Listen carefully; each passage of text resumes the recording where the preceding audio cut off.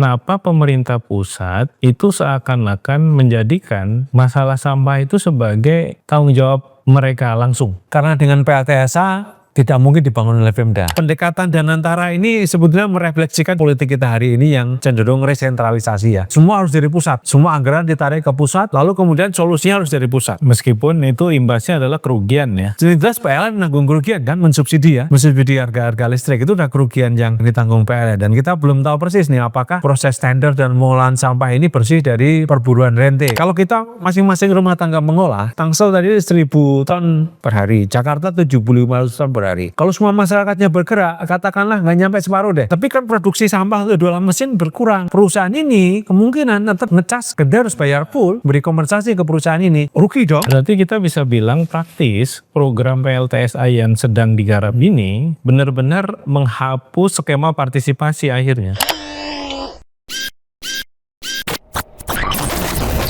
Halo sahabat integritas, jumpa lagi di kanal 1 Visi Utama program Buka Kartu. Pemerintah mulai memperkenalkan satu proyek besar bernama PLTSA, ya, pembangkit listrik tenaga sampah. Nah, ini sedang ramai karena kemudian berimplikasi pada gagalnya pemerintah daerah, misalnya Tangerang Selatan, untuk mengatasi sampah. Nah, kenapa kemudian menjadi gagal, kenapa kemudian menjadi terhambat?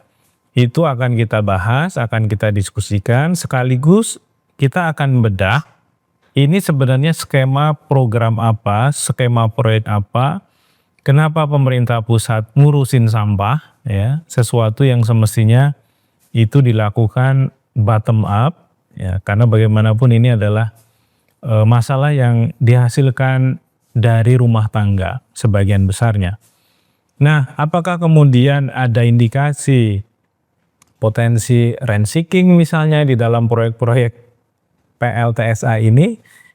Berapa nilai investasinya itu akan kita bahas bersama dengan narasumber kita, Mas Danang Widoyoko PhD, Sekretaris Jenderal Transparansi Internasional Indonesia. Mas Danang, ini kok ujuk-ujuk pemerintah lewat Danantara menetapkan PLTSA sebagai proyek strategis nasional?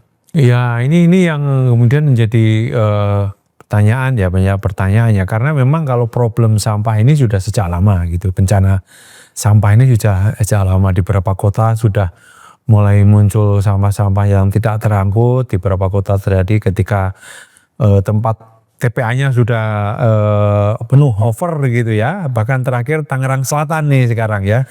Sebelum Tangerang Selatan sudah banyak kota sebelumnya mengalami itu. Jadi sudah sampai sebetulnya sudah pada tahap bencana sampah sebetulnya.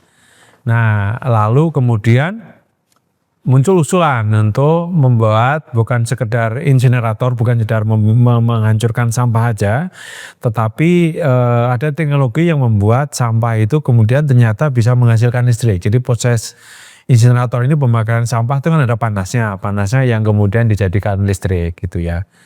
Nah, tetapi masalahnya pertama investasinya mahal sekali dan kemudian membutuhkan produksi sampah yang juga cukup besar. Jadi banyak daerah itu Sebagai bahan baku ya? sebagai bahan bakunya untuk dibakar gitu ya. Dan itu di luar kapasitas fiskal Pemda gitu ya. Sehingga mau nggak mau memang butuh dukungan atau endorsement atau katakanlah koordinasi atau apapun namanya dari pemerintah pusat. Agar sampai kepada produksi yang bisa membakar sampah itu. Itu kalau outputnya PLTSA ya. Karena sebenarnya ada banyak output lain ini.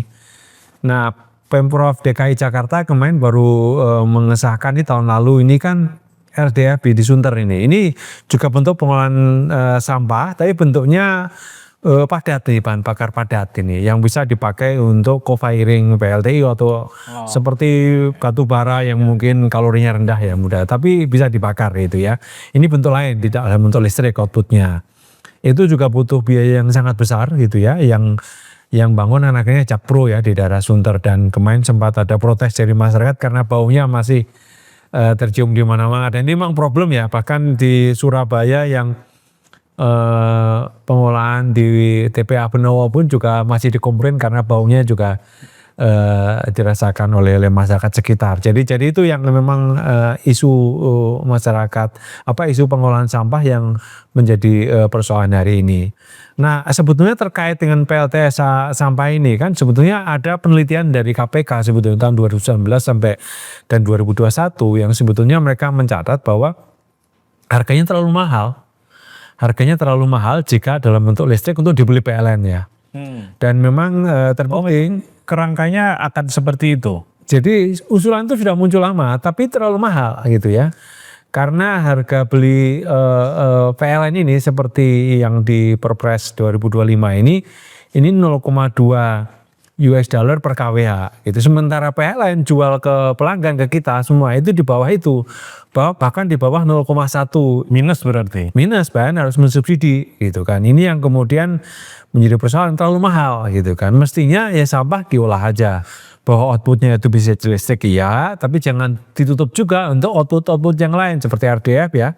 Jakarta kan bikin RDF bentuknya bahan bakar padat gitu, atau mungkin sekedar diolah aja jadi insinerator dibakar gitu ya, apapun bentuknya itu sebenarnya sangat terbuka opsi-opsi itu. Jangan opsinya dipatok jadi Energi. listrik dan harus dibeli oleh PLN dengan harga subsidi oleh PLN. Berarti Jangan ngebebanin PLN. kalau pemerintah daerah misalnya dengan dukungan pemerintah pusat via Danantara juga membangun PLTSA di beberapa tempat, itu artinya produksi listrik yang mereka hasilkan harus dibeli oleh PLN. Harus dibeli PLN. Nah ini dikat kontraknya seperti itu. Jadi nanti pemenang tendernya kan lagi proses tender ya. Kita belum tahu, belum mencermati juga bentuk skemanya seperti apa, peran Danantaranya ini apakah sekedar ranger aja mempertemukan antara PLN dengan perusahaan pengolah sampah ataukah juga pembiayaan. Kita masih belum jelas persis ya kira-kira seperti apakah perusahaannya ini membawa modal sendiri, kita juga belum tahu, dan siapa ini mereka karena masih proses tender yang berjalan. Tetapi nanti yang beli PLN dan Pemda dan Pemkot yang kerjasama tetap juga harus membayar ada faktor lagi tipping fee, ongkos untuk mengumpulkan sampah ini yang jumlahnya ternyata juga sangat besar sekali gitu ya. Itu yang saya kira membuat nih pemenang tender ini ibaratnya ini bisnis yang sudah pasti dijamin untung loh, karena pembelinya sudah ada dengan harga yang sudah dipatok gitu ya. Dan sampahnya udah sampai juga di pintu gerbang perusahaan ini, jadi tidak perlu Ya main selisih aja ya. main selisih produksi itu sepanjang ya. Kalau dia teknologinya bagus mungkin nggak ada masalah gitu ya. Karena ini bisnis yang sudah pembelinya udah ada, supply-nya juga udah ada dan bahkan sudah oversupply. Malah kemudian ternyata problemnya itu tidak akan menyelesaikan seluruh persoalan sampah ini ya. Jadi karena kapasitas fiskal yang sangat mahal, ongkosnya sangat mahal, jadi Pemda nggak punya kemampuan sebetulnya untuk membangun itu sehingga kemudian harus dibangun Danantara. Dan kemudian prosesnya akan butuh waktu lama. Jadi tumpukan sampah ini masih akan terus terjadi gitu ya. Jadi proses membangunnya itu kan butuh waktu nih. Katakanlah ini Tangsel dibangun nih ya. Yang lagi bencana ini kan Tangsel dan lagi dibangun. Kalaupun dibangun tahun ini kan butuhnya mungkin setahun 2 tahun baru bisa beroperasi. Nah setahun ke depan kemana nih sampah? Kalau Tangsel itu kan produksinya sehari kalau nggak salah 1.000 ton. 1.000 ton. Lalu kemana? Apakah tetap akan dibuang ke Cipecang yang sudah over? Kan dia ditolak juga dan nggak mungkin dibuang kemana lagi. Jadi bencana sampah ini masih akan terus berlanjut ini ya. Jadi menurut saya ini yang menjadi catatan dari pembangunan PLTSA ini. Ini kerangka besarnya sampah tidak bisa diselesaikan dengan seperti itu gitu. Ini yang menarik kan, kenapa pemerintah pusat itu seakan-akan menjadikan masalah sampah itu sebagai tanggung jawab mereka langsung. Ya karena awalnya dengan PLTSA tidak mungkin dibangun oleh Pemda. Karena ongkosnya terlalu mahal gitu. Mestinya Pemda kan ada alternatif untuk membangun yang lebih murah kan gitu. Nah justru itu yang tidak dilakukan. Mengapa alternatif yang lebih murah itu tidak segera direalisasikan. Alternatif lebih murah itu misalnya yang kita dengar kita belum tahu persis ya. Misalnya pengolahan di Banyumas atau di Surabaya ya, itu kan sudah berjalan gitu ya, sudah berjalan. Dan itu skup Pemda serta jajaran di bawahnya aja kan yang sanggup. Ada lagi yang sudah berjalan. Palembang kalau nggak salah ya. Palembang sudah jalan dan juga di Solo. Tapi Solo kan bukan contoh yang bagus karena itu milik anak presiden ya. Presiden yang dulu. Jadi semua sumber daya negara dikerahkan ke Solo lah. Jadi di Solo pun juga itu menyangkut Solo, Boyolali, Kadeng kalau nggak salah. Ya, Sampai kecepatan itu yang berbeda gitu ya. Sementara Palembang segala macam masih ada beberapa persoalan itu, dan itu juga belum menyelesaikan banyak persoalan sampah. Karena sekali lagi sampah itu tidak bisa diselesaikan dengan investasi model seperti ini. Jadi menurut saya sebetulnya petugas sampah itu hanya bisa diselesaikan oleh para petugas sampah, dan petugas sampah terbesar itu bukan pasukan kuning, pasukan oranye. Pasukan pengelola sampah terbesar itu adalah rumah tangga gitu. Kalau rumah tangga nggak bergerak, itu nggak akan sanggup itu menyelesaikan sampah. Ambil contoh Jakarta. Jakarta itu kan RDF itu kapasitasnya sudah terbangun itu hanya 2.000 ton per hari. Sampah baru. Sementara produksinya 7.500 ton atau malah sekarang menyentuh 8.000 ton per hari. Jadi let's say 6.000-nya dibuang kemana? Dan di sana juga sepertinya sistem pemilahan sampahnya juga belum berjalan. Semua itu di sana, jadi diolah di sana. Jadi menambah beban di sananya gitu, dan nggak sanggup menyelesaikannya. Jadi 6.000-nya itu masih akan dibuang di Bantar Gebang.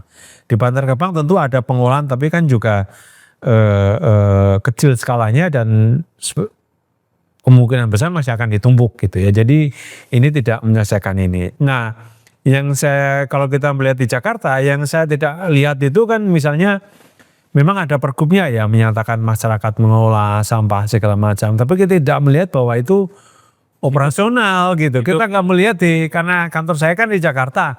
Nggak ada himbauan, nggak ada katakan mobilisasi dari kelurahan, dari RT untuk mengolah sampah masing-masing ya.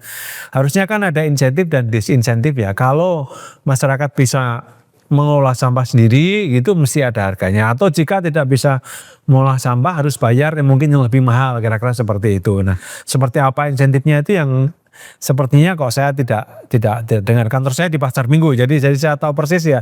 Kira-kira belum ada itu pergerakan sampai ke Pasar Minggu dan juga di media yang kita lihat kan Pak Gubernur meresmikan RDF, tapi belum kita lihat Pak Gubernur atau Pak Wagub turun ke masyarakat, menggerakkan masyarakat untuk mengolah sampah gitu, terlibat atau menggerakkan tadi di pasukan terbesar pengolah sampah yaitu rumah tangga untuk turun tangan sendiri, dan itu harus ditopang oleh perangkat mereka ya. Iya, harusnya di lurah, camat.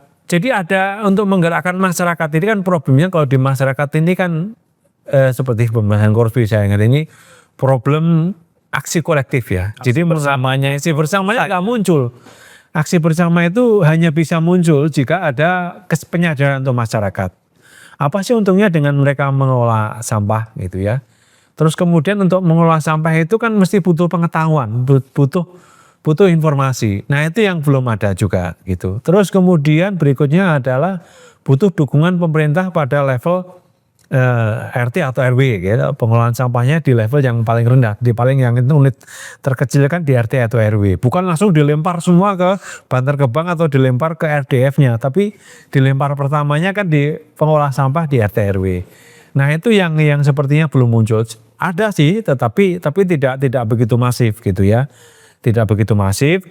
Saya sempat cek tuh ada berapa unit pengolahan sampah di RT RW, tapi minimal di Pejaten Barat tempat kantor saya itu belum ada gitu ya. Belum ada, atau sosialisasinya belum sampai di tempat saya, di kantor saya. Nah ini yang kemudian ini. Jadi kunci pengelolaan sampah ini, kalau kita mengolah sampah ini kita melihat pentingnya demokrasi ini. Pendekatan dan antara ini sebetulnya merefleksikan sebetulnya politik kita hari ini yang cenderung resentralisasi ya. Sentralisasi, semua harus dari pusat, ini kan.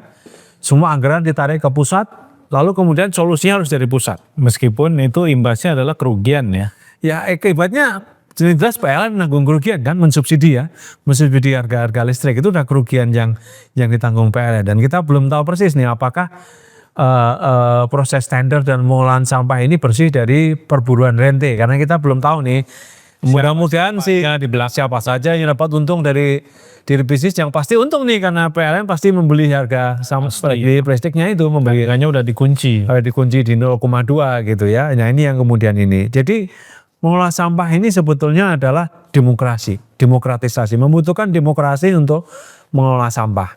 Ini saya kutip dari penelitian teman saya Mbak Sisah nih, dosen UGM ya di Surabaya itu. Mengapa Surabaya menjadi contoh? Karena menurut saya ada proses demokratisasi di sana. Di sana itu melibatkan masyarakat di RT RW untuk mulai TPA-nya di RT RW mulai dikumpulkan, dipilah gitu ya. Lalu kemudian ada peran swastanya, ada bantuan waktu itu ada Unilever yang bantu di TPA Benowonya, CSR-nya gitu. Lalu kemudian ada duit Pemda juga untuk mengelola TPA Benowonya itu. Jadi tidak mungkin dikelola oleh hanya Pemda aja, nggak mungkin. Apalagi ini pemerintah pusat ini kayaknya Jaraknya jauh deh, terlalu jauh ya untuk menyelesaikan masalah sampah ya.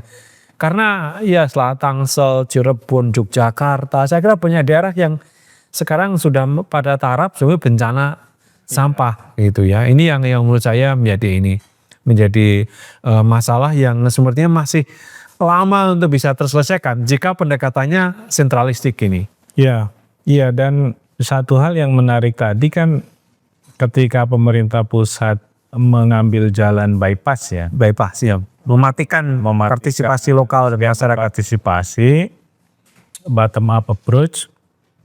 Sebenarnya pemerintah pusat sedang menggali kubur ya, karena kemudian dia mengalami kerugian dari apa yang harusnya dari sisi potensi ekonominya menguntungkan.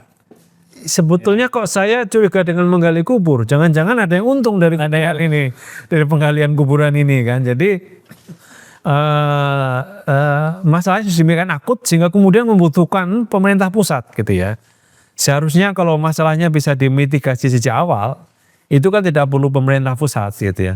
Tapi dibiarkan akut sehingga kemudian butuh anggaran besar, investasi besar untuk mulai itu, dan tentu di balik investasi besar, dana besar tentu ada yang dapat diuntungkan juga dengan persoalan yang akut ini. Iya, dan bukan hanya karena pemerintah pusat dan antara yang harus terlibat, dan di situ kemudian PLN juga diwajibkan untuk nyerap ya listrik si PLTSA-nya yang dari hitungan kita sementara ini rugi gitu ya.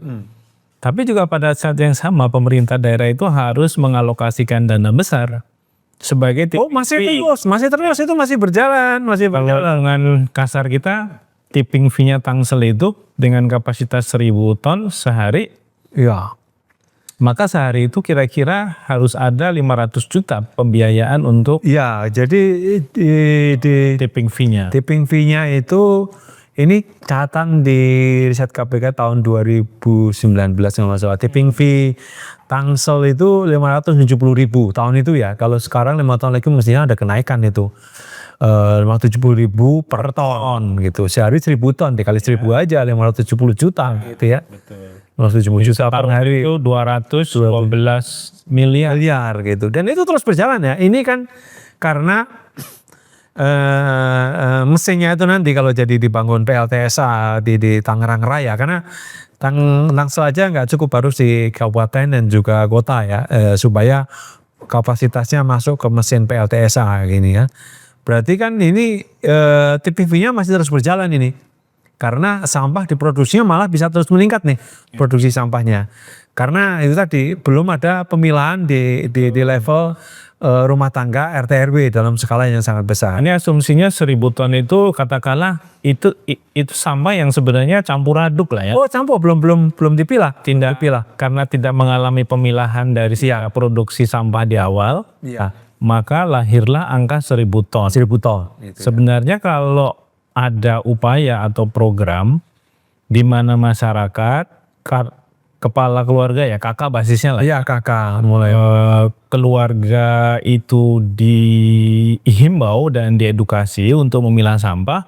Mungkin sampah perharinya itu hanya 400 ton berkurang, atau mungkin tinggal 300 ton berkurang. Jadi ini pengalaman saya pribadi ya, mungkin Nathan juga bisa cerita. Pengalaman saya pribadi karena ada bencana sampah, karena saya tinggal di Tangsel. Jadi terpaksa kita harus mulai ngompos ini. Jadi yang dulu diambil tiap minggu sekarang 2 minggu sekali, dan ternyata bisa juga gitu ya. Jadi berkurang produksi sampahnya karena yang sebagian sudah diolah dalam bentuk sederhana ya, kompos gitu. Tapi kan kalau seandainya semua orang seperti itu mengolah kompos kan bisa berkurang produksi sampahnya. Ya, menarik Gitu. Mas Danang, karena untuk Tangsel ya sebagai kota mestinya melibatkan warganya itu jauh lebih mudah ya, mestinya ya. Iya, mestinya lebih mudah karena kalau kota kan mereka penduduknya kan padat ya, jadi komunikasinya lebih mudah, digerakkan lebih mudah. Tetapi kan kita belum melihat sebetulnya pesannya seperti apa. Pesannya itu kan harusnya menggerakkan sosialisasi ke kelurahan, RT RW, dan memberikan bantuan-bantuan, katakanlah tempat sampah atau pengolahan ini sampah. yang jadi problem sebenarnya. Apa yang misalnya saya hadapi sendiri ya, dulu sebagai ketua RT, kelurahan di wilayah Tangsel itu nggak bisa rapat itu hari Sabtu. Ya. Sementara kita sebagai warga yang bekerja setiap hari hanya bisa atau luang waktunya itu ya di weekend gitu. Ya. Jadi ketemu nih antara cara kerja mereka dengan para perangkat di bawahnya. Yang kebetulan sebagian dari mereka yang tinggal di katakanlah tempat yang sudah tertata gitu ya, entah di kompleks, di klaster dan segala macamnya itu, atau di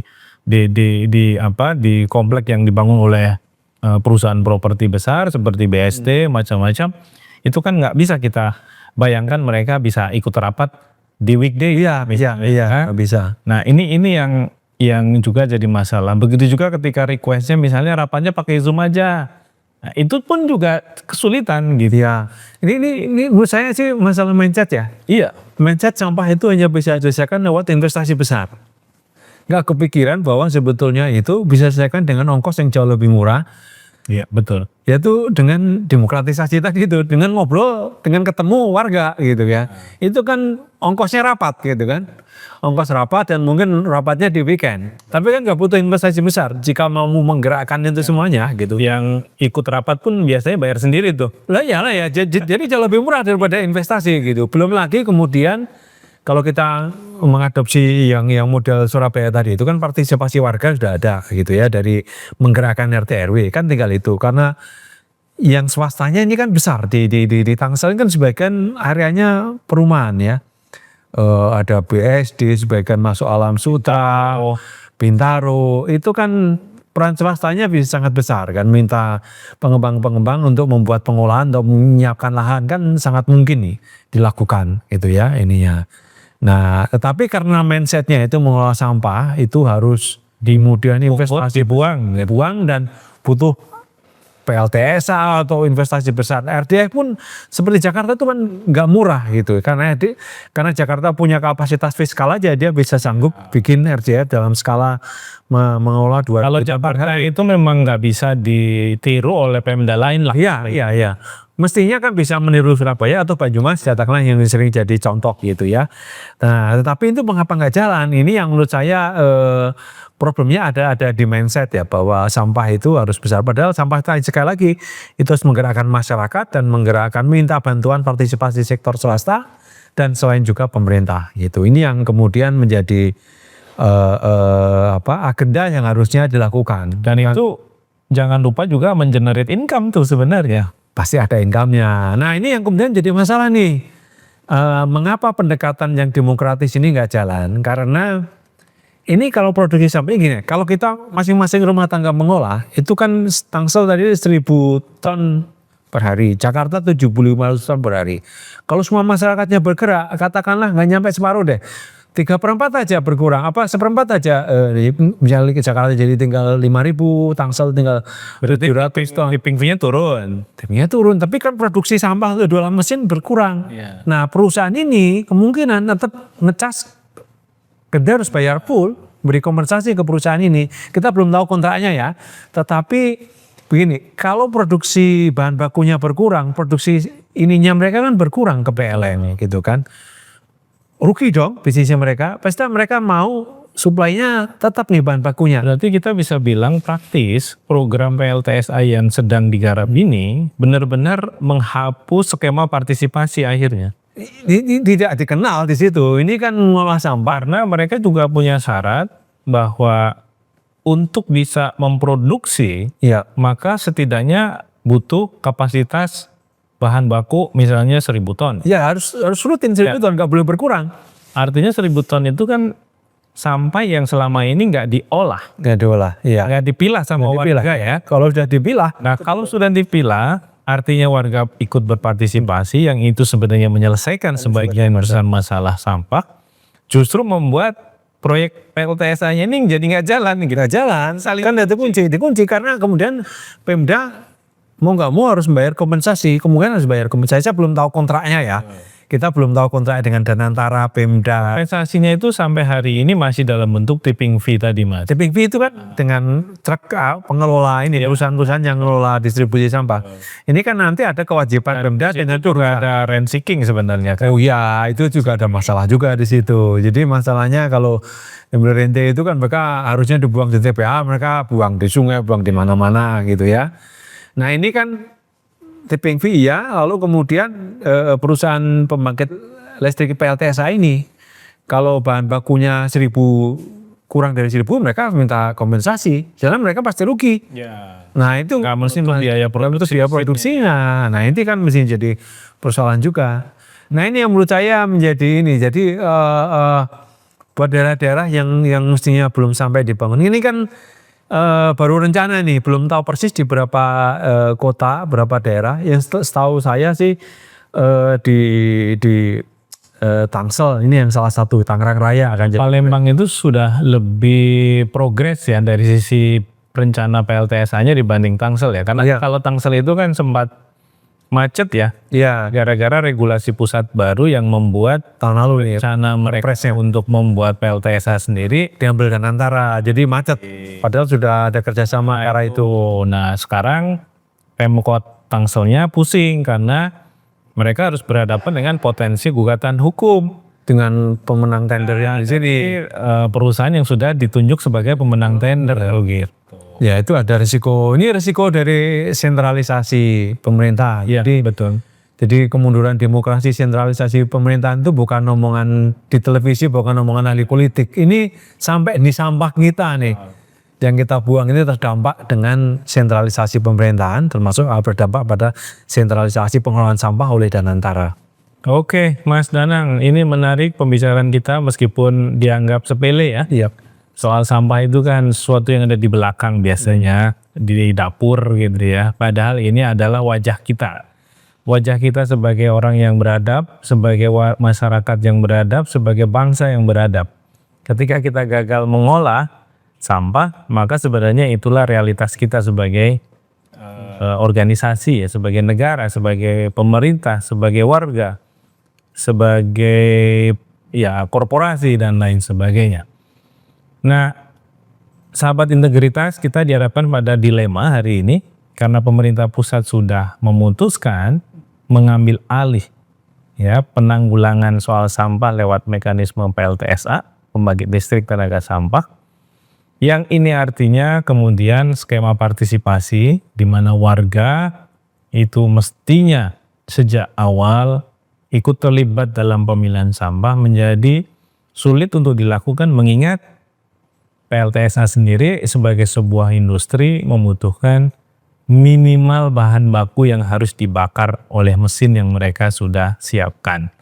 Nah ini dilemanya, kita belum tahu seperti apa, semoga saja kemudian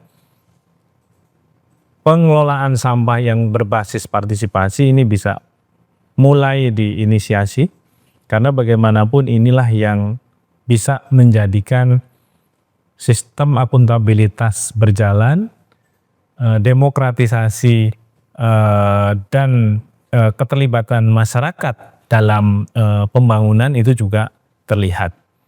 Kita lihat seperti apa ke depan, kita jumpa lagi di lain waktu, sampai jumpa.